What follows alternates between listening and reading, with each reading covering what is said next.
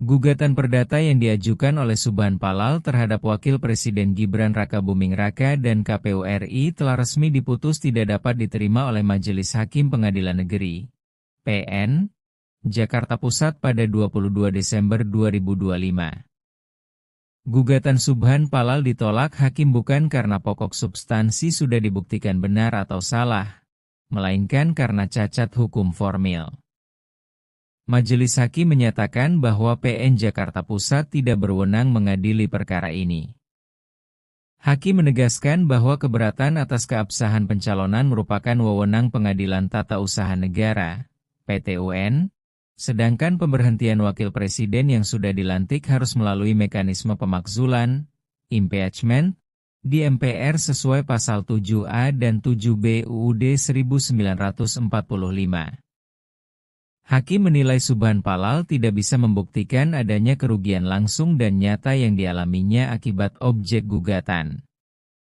Dalam hukum acara perdata dan TUN di Indonesia, penggugat harus punya kepentingan hukum langsung, bukan sekadar kepentingan umum, opini pribadi, atau dugaan. Hakim menegaskan bahwa kepentingan publik tidak otomatis memberi hak menggugat, kecuali melalui mekanisme khusus. Misalnya class action atau citizen lawsuit yang memenuhi syarat ketat. Hakim juga menilai, apa yang digugat tidak dirumuskan secara jelas, hubungan antara tergugat, perbuatan hukum, dan kerugian penggugat tidak tegas. Akibatnya, gugatan sulit diperiksa secara yuridis, tidak memenuhi asas kejelasan dalam surat gugatan. Dalam beberapa pertimbangan hakim, objek yang digugat bukan keputusan tata usaha negara yang konkret, individual, dan final.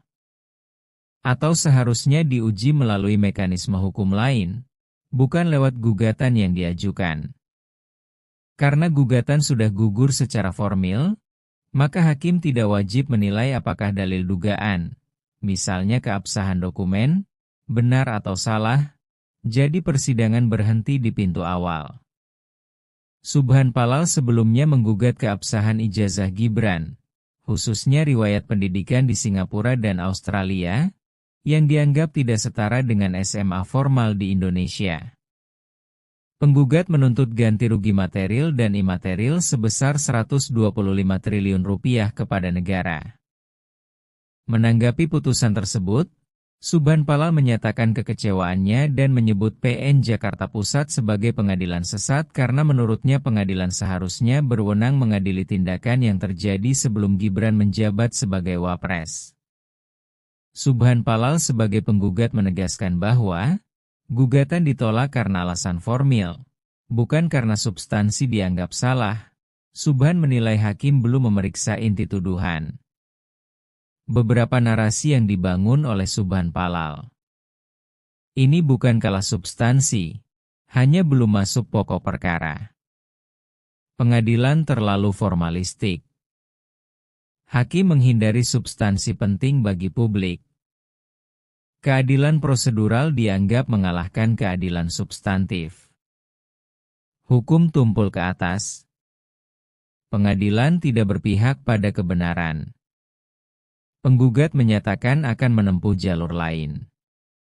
Respons netizen sangat terbelah, dan bisa dipetakan ke tiga kubu besar. Netizen yang mendukung penggugat, menganggap penolakan sebagai bukti sistem tidak transparan. Menyebarkan narasi dibungkam oleh hukum.